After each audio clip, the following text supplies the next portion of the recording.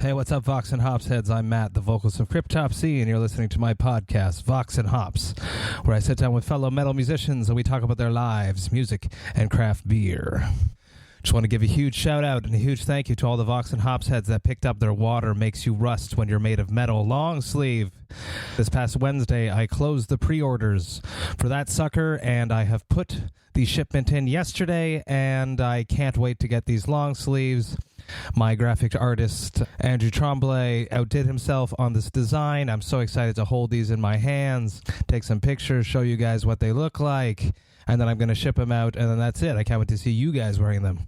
Once you receive them, take some pictures. I want to see what you guys look like in this Water Makes You Rust When You're Made of Metal long sleeves.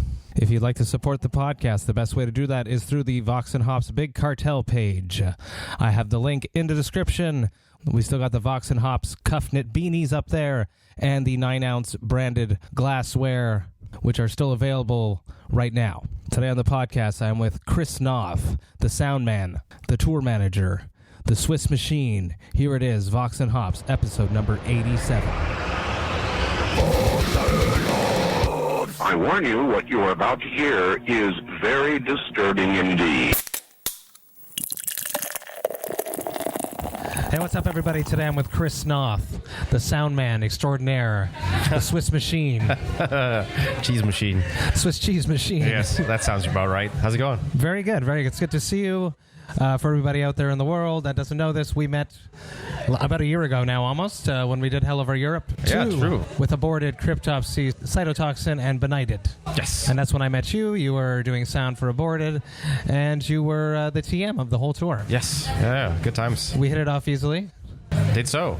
Some people I just get along with, and you happen to be one of those people. That was fairly easy. It was a good times tour. Until the UK. But that's what the UK is. That's part of the UK. It's part of the charm. magic. Yes. Charms, eh? Let's give everyone a rundown. Who is Chris Noth? What do you do? Where did you come from? Yeah, all right. Switzerland, it is. Switzerland is where it's going down most of the times. I've been doing live sound for like 15 years or so. Studio work as well, as most people do. Started TMing like 10 years ago, and I've been doing like combinations of these three things. Plus, in Switzerland, I've been part of labels, agencies, management structures, whatever. So I still have like one foot in the local scene, and I try to push bands a bunch whenever I have some sort of energy left for that. So that plus good food. There you go.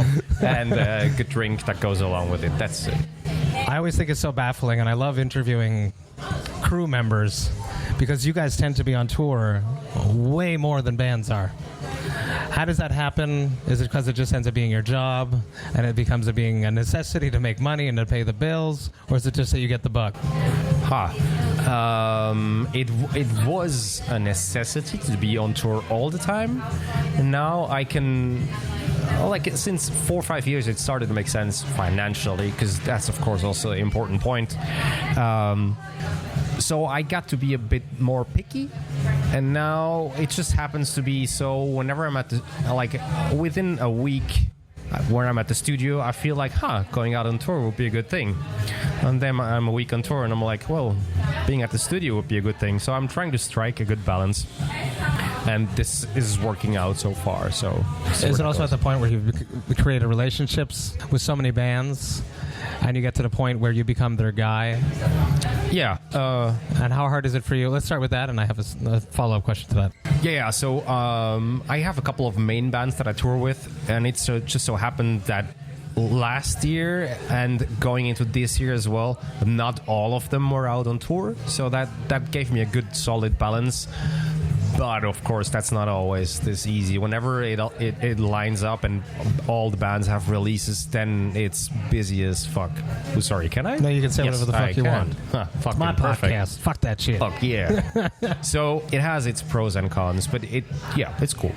How frustrating is it when you have like tours that coincide and you have to choose? Oh, it gives me nightmares. What would be the deciding factor taking one or the other?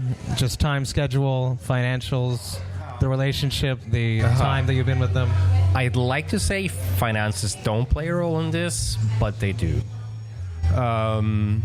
Living in Switzerland and touring on European salaries does not have any positive aspects at all, I'm afraid. Just because I have high taxes to pay. And I try to do things correct by now, because being 35, you don't have energy to fuck around with weird trickery. So, plus I'm actually having someone doing my books now, so that's nice. So I try to do yes. So I try to stick to the proper way of doing things, which also means sorting things along the proper numbers. And unfortunately, that has meant refusing a couple of things I would have liked to do, because people are cool, projects are cool, but the numbers just didn't make sense. For me, there's a couple of factors. It is the people, it is the music, it is the money, and it's also the intrigue that this tour has for me, being it's like on a technical aspect. If it just means making kick drums loud and making people lose their pants, of course that's cool, but after 4 days this gets very stale.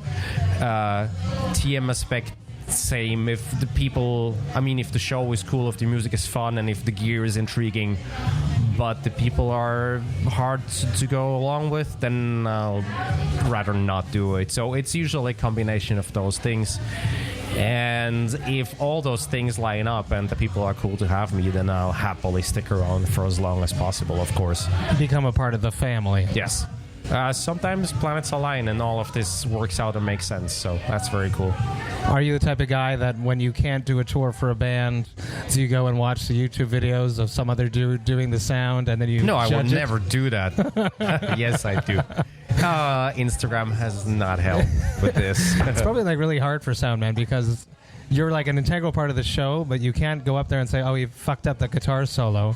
And only sound engineers mostly will notice when something is wrong or off or fucked up. Yeah, it's... It's a good one. I mean, first of all, trusting phones, recording live audio. Let's judge everything on that. Yes, absolutely. So that's fun. I try to not go by it, but I would lie if I would say I'm not checking out what's happening on Instagram after a show that I've been doing. And it's good to take like an average cue out of it. If like all of these videos will highlight a thing, then, or like underlight a thing, if that's a word, then I would definitely take that as a cue and work on my mix. That's for sure. But I'll try to keep my fingers out of shows I'm not doing. I'll try to let the people do whatever they are doing. You're not that guy that's going to sneak up behind the sound man and try to help him fix stuff? Surely not. No, when I'm not working, I try to and not have my fingers in there. You can go to a show and just turn off? I know a lot of sound men can't. No, that I cannot do. I can be at the show and enjoy it. That's cool. But the brain is always running. I mean, it's just what it is. So I spoke to a brewer who made beers, and he makes really good beers. And we spoke about drinking shit beers and trying to turn his brain off and not judging and trying to analyze everything. It's sort of almost the same thing. I think that's interesting. So what was his? He has a very, very, very hard time, and he has to really force himself to just... Yeah, it's refreshing. horrible. Drink it. It is what it is. Yeah. It's a beer for the moment. It's not the most complex beer ever. Speaking of beer, Vox and Hops is all about craft beer and hanging out with fellow metal musicians. Metal crewmen. Today on the podcast is the craft beer that started my entire craft beer journey. I've never had on the podcast, funnily enough, because I've sort of surpassed it, but it is still a very solid beer. It is from Microbrasserie Le Castor, and it is their Yakima IPA. Let's see what it's got. All right, here we go. Cheers. Cheers to you, sir. Thank you very much. It smells like I remember it. I remember when I first started drinking this, just the fact that the hop profile really just hit me. Ooh. Tasted more interesting than just normal beers that I was drinking. Absolutely. They still make a whole bunch of amazing beers. This is cool. I like it. Yeah, a nice West Coast style IPA with the Yakima hops. I love Le Castor. They make a whole bunch of really interesting stuff. Do you like craft beer? I can't remember. I feel like I was like on a craft beer mission last year, and you were so busy TMing and stuff, I never really invited you out. Yeah, that's true. We didn't really get to drink that much. Or just, let's face it, sometimes we do drink cheap beers post-show. One sec. I do like craft beers. I rarely get to do it. Because usually when it's time to drink, it's also time to go to sleep. Because 6 hours later, we're somewhere else, and there's someone else to yell at. So, especially being a TM, it's always like your job to be first one up, first one in the venue, first one helping the bus driver park the bus. That happens from time to time.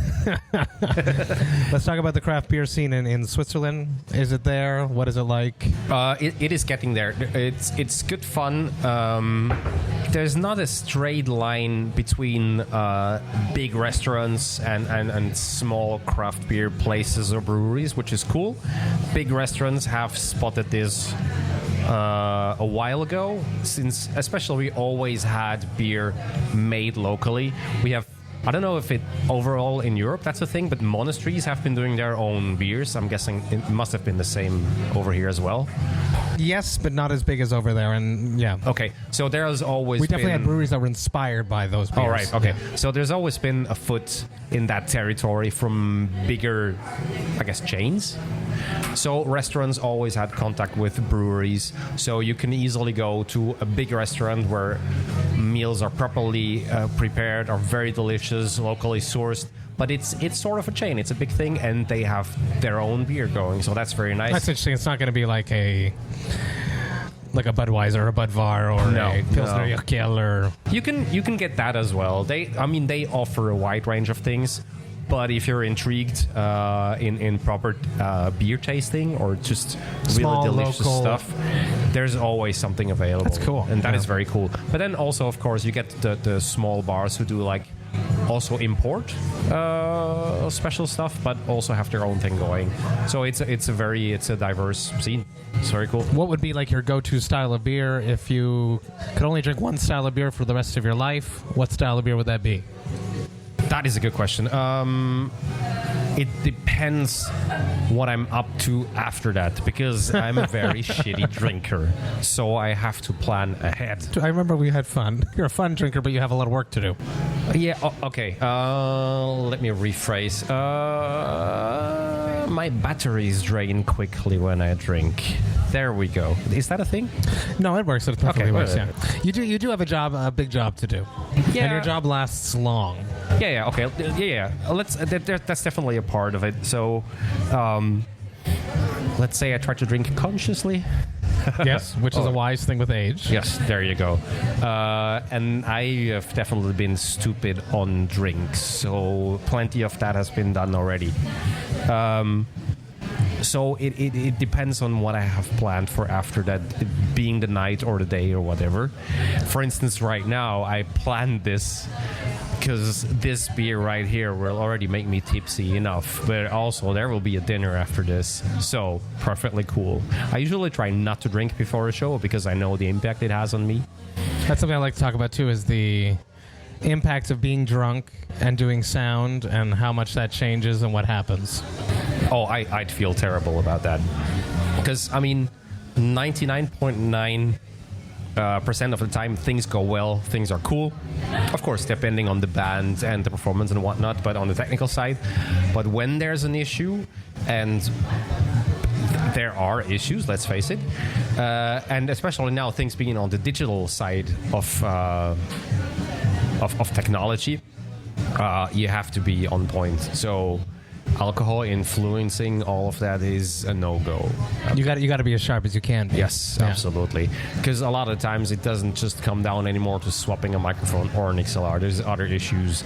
There's IP addresses, configuration, and networking, and laptops, and hard drives, and whatnot. So if there's an issue, you're gonna look very stupid if it's down to alcohol. I've also heard that it affects like your hearing. Absolutely, yes. Where you hear less dBs, or is it you just hear less frequencies? Well, given that actually science doesn't really know how the inner ear works still up to this day, and sound is mostly, the experience of sound is a very personal experience, the influence of alcohol is also completely diverse. along the scale of people drinking.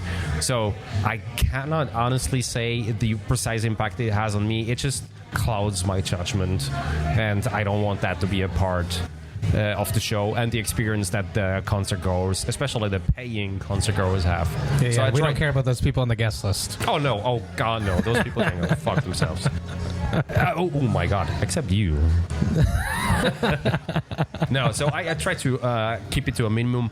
But a proper meal with a good drink any day, anytime. That works. That much I can take. It's like two hands holding yes, each absolutely. other. Let's go back to you. Why are you a sound man?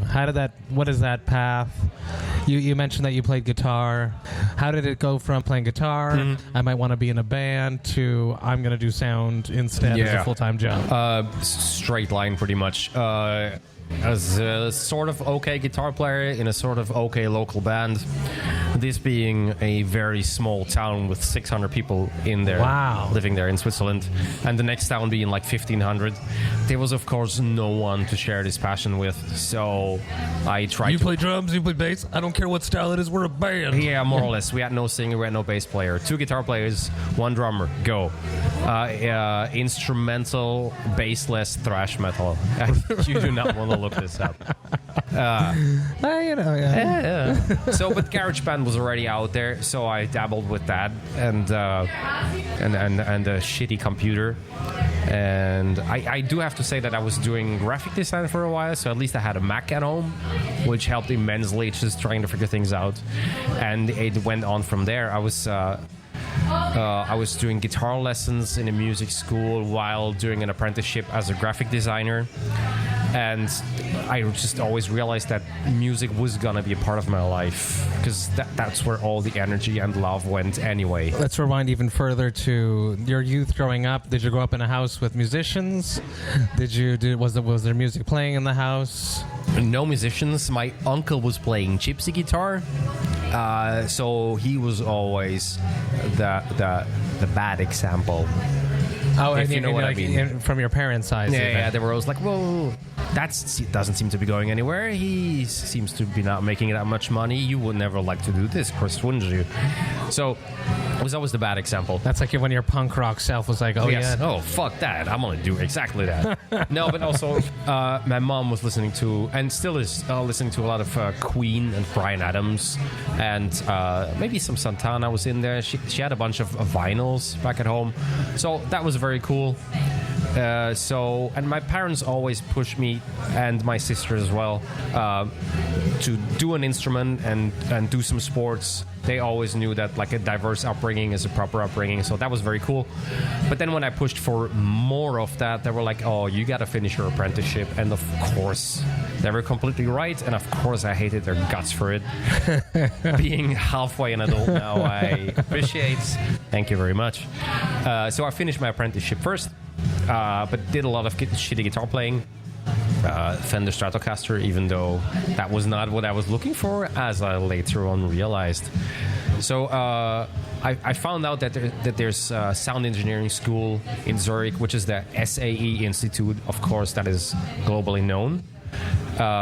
So I started to do that, and then quit my job as a graphic designer. I just did guitar lessons and that. And some local bands started to play more and more shows. I tagged along, yada yada yada. Doing 10 years sound later. Yes. Okay. Sorry, yeah, of course, yeah. So the guitar playing didn't go anywhere. I should have started with that. No, I just immensely enjoyed working with bands. No, because you studied doing sound engineering, but when you said that, I thought it would be more like for like recording bands. It was sort of both. That SAE Institute, or SAE in general, is more studio stuff. But for me, I like both sides. It's completely different. Other than SM57 will always save your day. That's as much as is there. So yeah, that was more recording based, but I just took away whatever I needed. It helped me find the time and dig into stuff that you obviously wouldn't be able to do live, because there's a time frame. You need to solve a thing. If it doesn't work, well, that's what it is. As with studio and a special digital age, you can fix so many things in so many different ways. So, so that helped a lot. And then I just started to go out with local bands that started to do shows. And what would be that big first tour when you climb into that? You see the tour dates, you get asked it. Yeah, it all lines up. What would be that tour? I did sound for The Ocean, which I appear to know you enjoy quite a bit. I do very much, yeah. So they had a whole Swiss branch of their lineup for quite a while around the, heliocentric album. That sounds about correct, yeah. Just after Precambrian. So that must have been 7-8 years ago. And I happened to work with the Swiss branch of their lineup. With their other projects, because of course all those people are really fucking crazy and have a ton of crazy and very cool things going on. Amongst other, let me just name them real quick: Coil Guns, check it out; Louis Juker, check it out. It's all those people. They do amazing stuff. There's a record label in there. It's called Hummus Records. Very good people, very creative people. That's how all this started. They were already creative back then. They cut their teeth, if that's the same. That is exactly right. With The Ocean, it started with The Ocean looking for a guitar player. This Swiss guy wrote The Ocean, Jean Anido. He joined the band. He brought everyone else in there. So the singer became Swiss, the bass player became Swiss, the sound engineer became Swiss. And then that sound engineer couldn't do a tour. They asked me, because we had met before that. I had done sound for some of their projects. That's how that started. I got offered a tour with them supporting Dillinger Escape Plan for 1 month. Shit. And I was like, fuck yeah. So, here we are. That was insane. That was literally insane. Because, zero budget, international big tour, chasing the headliner in a family van with a... Holy shit, really? Yes, all of it. Okay. With a trailer, with full light show. The best tour of your life. Oh, yeah, of course. Sleeping on the floor. Just a sign up merch every day. Hey, do you guys have space for a bunch of bums? That's literally what the sign said, by the way. Wow. And every day, because zero budget. You're a support band. It's crazy. It's funny how those tours are the ones that we remember the most and that we love the most. Yeah. I have the most stories because every day was just up in the air. You don't know what's going to happen. I would never do this again. But for 4 or 5 years, this was my life. Oh, my God. For 4 or 5 years? Yeah, we did a lot of that stuff. It became nightliner tours somewhere along that, but I did the same with a bunch of other bands. And it was good fun. It was really fucking cool. Of course, networking was a big part of it. Meeting other crew people, realizing how it works on an international level, how things work in a limited amount of time, how fast you have to be able to deliver. But then also working with the band, tuning a live show to the constraints that there are. You're the opener. You have 30 minutes. You probably if you get a sound check, it's limited in time, limited in gear. If you don't, 10 minutes changeover line check. Have fun with that. Okay, cool. Laptop is fucking up. What are we doing? So that's definitely the biggest part of my upbringing in this very universe. So, yeah. Last year, I believe, when we came over here, did Hell Over North America. That was your first time over here. Yes, that's true. Let's talk about the differences between touring in Europe and then coming over and touring in the States and touring in North America. What would be the major difference? It's very UK-like, and oh my God, don't take that as an insult. If you're touring Europe, the UK is a good example of what's going on over here. No one cares. And I don't mean the crowd by that. I just mean the crew, local staff. You don't like what we have? Cool. The next band will certainly like it. So take it or leave it. I remember you being frustrated some days. Over here, I have to admit, less frustrated than on the European leg, after all. Really? Yes. Okay. Which is weird, but I made sense of it by now. Because, so here's my thing. It has to make sense on a philosophical level. So I deconstructed the whole thing numerous times in my head and through discussions with other people as well. But over here, you walk into the venue, that's what it is. In Europe, there's always some dude going, yeah, but someone will bring a thing later and it'll be different. Be it tech, be it backline, be it food, be it drinks. Oh yeah, there's gonna be a thing later. And then you have to chase the dude who said a thing to another guy, that because there's gonna be a thing, so maybe later, eventually, somehow there will be a thing. Over here it's just, nah, deal with it. Okay, cool, got it. How easy was the jump going from just doing sound to becoming a TM? Was it a logical jump? Was it something that... Surprisingly easy, because I like to be busy.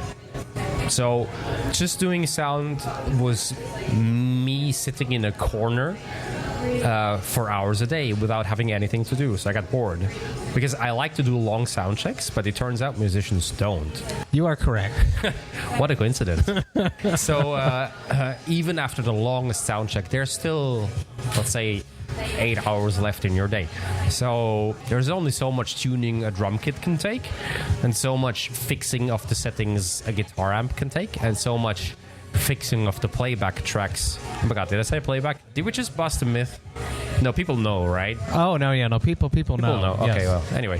When bands are playing live, there's other tracks playing, people. Hey, yes, it's the Stop future. being surprised.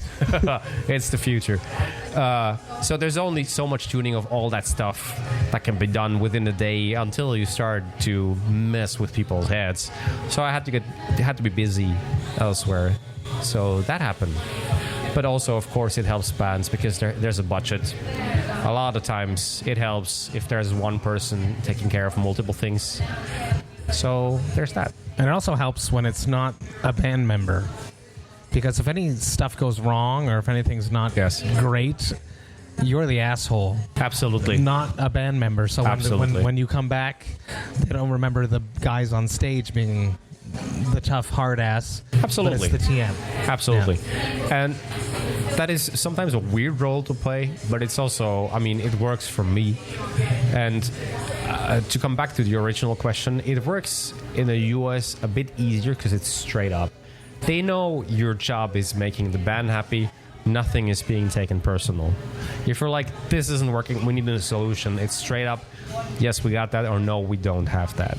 In Europe, there's always a, oh, yes, I know, it's a dude, he's gonna do a thing, it'll be different, just wait for it. And as he sneaks out the back door. As he sneaks out, as he vanishes into the mist. What's the Homer Simpson meme there? As he vanishes into the hedge. The corn. No, is it a hedge or corn? Yeah, something like that. I think it's a hedge. That's exactly, that's Europe touring in a nutshell. How do you deal with delinquent promoters that don't want to settle, that don't want to give you what you need? I have had more horror stories than I actually had situations like that. So, pulling out the contracts usually helps. So I like to have the paperwork done before the tour starts. That's another thing that a lot of people don't realize is that when you're a TM, you're working for, I want to say like months, like 2 months easy, leading up till the tour starts, getting all these contracts signed, getting it all settled. That's something that people don't realize, I think. Yeah, absolutely. That's, I mean, if the agent is good, that's booking the tour, and the rep is cool, then this paperwork is done. So I get the Dropbox link, I download the files, bam, I know what has been agreed upon, and upon what I can base my discussions with the local crew, rep, tech, whatever. So that is very cool. Sometimes this stuff is shady, and then you have to either talk to the person, find out it's a cool person, they've done this before, it's no biggie, or they're literally trying to, I mean, there's also, of course, a middle ground where they're not trying to be assholes, but they're watching the budget. Or, of course, as you mentioned earlier on, they're just fucking dildos, and you have to fight your way through the day. And I mean, we've had a beautiful experience, it being the very last day of the European leg of this tour that we did together. If you remember which show I'm talking about, it was Bristol, Brighton, Bristol. I think it was in Bristol. And it was just fucking... You had a fun day that day, I remember that. It was the last day. No one had any spare energy left. And it started out well because I found a proper breakfast place. And I was like, fuck yeah, gonna be a good day. However, the universe decided that it was not gonna be the case. So weird corner stage. Yeah, corner stage. Which is always, it's a sign. I mean, yeah, and then just the tech was like, oh, I'm not the usual local guy, so... Sign number 2. Let's see what we have here. Ah, cool. And then the promoters just... Oh, we've done it like this for 30 years. Of course, the promoters was a dude and his son. So the dude was 70 and his son was 40. The bartender. I forgot, yes. So they were like, oh, we have a combined experience of 2 million years. And the gear in the corner and the escape route. Wouldn't work. Power wouldn't work. An hour away from doors. We're not done sound checking. Food isn't here. Just the whole fucking thing. So sometimes you just have to fucking, what's the word? A crowbar move. You just have to crowbar your way through the day. Yeah, prior. Yeah. Yeah, so good fun. You mentioned Hummus Records is something you work with. Yes. Let's talk about that and its booking as well. Mm-hmm. So I've always been intrigued in the Swiss scene, just barely by those were the shows I went to begin with, when I had no clue about international bands other than downloading shitty MP3 from Napster. Because yes, that's how old I am. I had a chance. I had a very good chance because there was a good local scene. There were always great local bands who internationally no one knows, but there were shows going on in different cities close by. I could go to, I could mosh, I could find out like about all this weird ass universe of like stinky people having the time of their life with very loud music and just being really fucking cool. 100% positive experience. Would do it again, maybe with earplugs, but that's a different thing. So yeah, I discovered local bands. I started to talk to local bands, and at some point I started to work with a local record label. It was more on the pop, alternative, folk side of things, just because there was, to my knowledge back then, no metal-related structure in place. So I just started to work with those guys, and that was mostly online promotion, which was still a very vague thing because that's, let's say, 14, 15 years ago. So things like online distribution were still weird for bands. No one knew how it really worked. If you wanted to upload your albums to online distribution services, I think Bandcamp was just about a thing, just not really. So you had to go through these online distributors, and it would take... Just to give you an example, if someone fucked up the name of a song, it would still take like 40 days, I think. Really? For it to be changed on iTunes. Got it, yeah. So it was a thing, but it was very slow, very time consuming. So that's where I jumped into that universe. And then I started to realize that structures were missing for bands that I liked, local metal bands. So I started helping them finding shows. I started helping them talk to distributors. Oh, there you go. Distributors. There you go. Thank you. I started helping them talking to labels and all of that. And I started booking them mainly and helping them in only in Switzerland, or just throughout just Europe? Switzerland. Yeah, sorry, I should have started out with that. Only Switzerland, because Europe and Switzerland are two very different things. No one cares about Switzerland. Switzerland is very much apart. Coincidentally, that's also how politics works. So it has nothing to do with it, but it works exactly the same way. So parallel universe. But we do have amazing bands. We do have bands that some people are aware of, like maybe a band like Nostromo. Some people have heard of. A band like Herod. Some people have heard of. We have bands like Coil Guns, Knut. or as I heard someone say at some point, K-Nut. So those are all amazing bands who don't tour enough. But if you go to a show of these bands, you will get your skull crushed. I promise you that. Find me and fight me. There's a band called Rorcal. I don't know if there's an international pronunciation. Rorcal. They used to be this super fucking extreme doom band with like one hi-hat hit per 5 minutes. Count it and also fight me. Now they're doing more of like a black metal version of this whole thing, and it's just amazing. Why do you think these bands, as amazing as they all are, why are they trapped within Switzerland? Because no one cares. Of course, I'm simplifying things. It's tough for a Swiss band to get noticed because, of course, everybody is doing something special. Everybody deserves attention, but at the same time, the market is completely oversaturated. No one is trimming the fat. It's just, hey, we're over here. We're super fucking cool. Check out our record. And people are just bored with it. And of course, Spotify isn't helping. In one way, yes, you can discover a shit ton of bands, but at the same time, you'll lose the band within, let's say, a couple of days of discovering them. You're like, this is my new favorite record of the day. And then the thing is gone. It's something that happens to me. I used to always buy music, and I would love stuff. I would buy music religiously. And now that I've been using Apple Music, I listen to a lot more music, but if I go into like my downloaded stuff in my phone, there's like much less than there used to be. Yeah, I have so far reframed from Spotify, other than pushing bands or doing very shitty disco playlists. That's a good late night. Good late night fun. I try to stick to stuff like Bandcamp or Big Cartel when it comes to supporting bands, artists, finding out about new shit. By the way, this all sounds like I'm very up to date with underground shit. Let me be very clear, I am not. I have no clue what the kids are listening to. Chris, this was really fun.